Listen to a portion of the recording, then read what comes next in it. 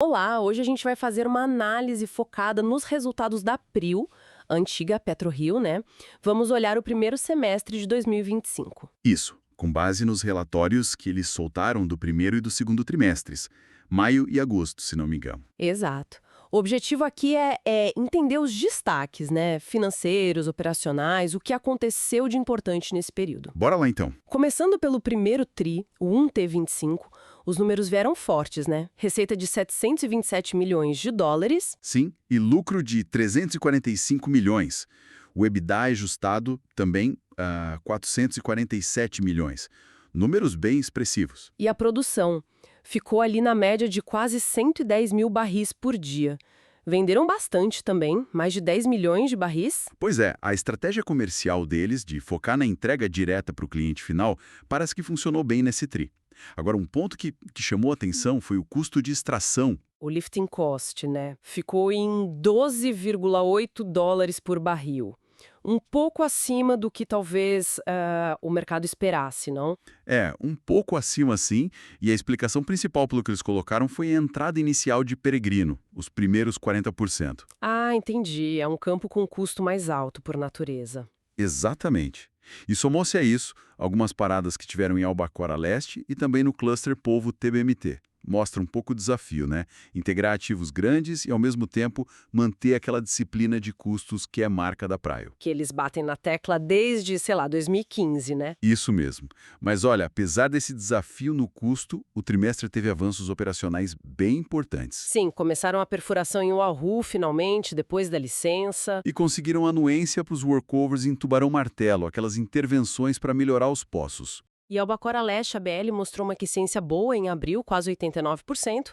E, claro, a grande notícia estratégica, Peregrino. a assinatura para comprar o resto, os 60% que faltavam, uma tacada de 3,35 bilhões de dólares. Foi um passo gigante. Definitivamente.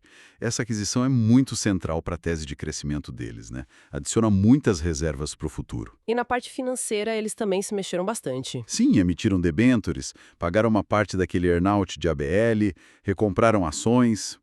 Bastante coisa. Fecharam o tri com caixa bom, 725 milhões, e a alavancagem, tipo a relação dívida-EBITDA, ficou em 1,3 vezes. Controlada, né? Bem controlada para a escala do negócio e dos investimentos. Ok. Mas aí veio o segundo trimestre e o cenário mudou um pouco, certo? Mudou sim.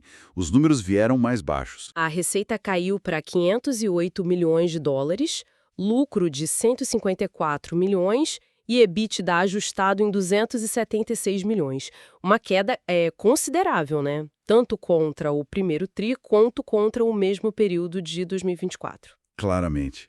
E aí a gente vê bem a sensibilidade do negócio ao preço do petróleo, né? O Brent caiu bastante, uns 22% na comparação com o segundo tri de 2024. E venderam menos também. Exato, o volume de vendas caiu para 8,2 milhões de barris. Aí não tem jeito, impacta direto a receita e o lucro lá embaixo. A produção média também deu uma recuada, ficou em 100 mil barris dia, muito por causa daquela parada em Frade, que foi mais longa que o previsto. Isso, a parada em Frade pesou. Mas é curioso que, mesmo com essa média menor, eles tiveram um pico recorde de produção num dia de junho, né? 123 mil barris. Verdade. E o lifting cost subiu de novo, foi para 13,8 dólares por barril. Menos barris para diluir os custos fixos, né? Faz sentido. Mas, por outro lado, a parte operacional continuou andando. Continuou. Concluíram os workovers em Tubarão Martelo, que é ótimo porque retomou a produção do cluster todo. E Albacora Leste continuou melhorando a eficiência, né?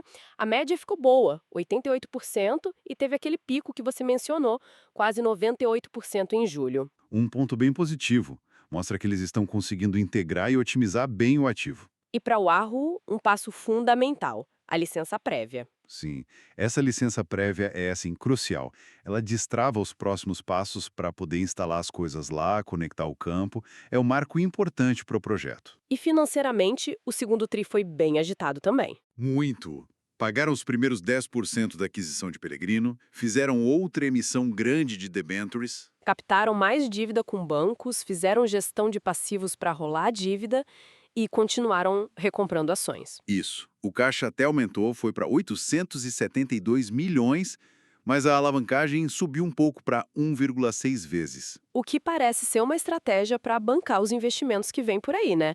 O Wahoo terminar de pagar Peregrino. Exatamente. Fortalecer o caixa agora, mesmo aumentando um pouco a dívida, para garantir a execução dos grandes projetos, mantendo a alavancagem num nível que eles consideram gerenciável. E olha, não dá para esquecer do ESG e pessoas. Eles continuaram mostrando coisas nos 2 trimestres. Sim, é uma agenda que parece bem consistente por lá. Projeto ambiental, tipo Mar Atento, programas de bem-estar.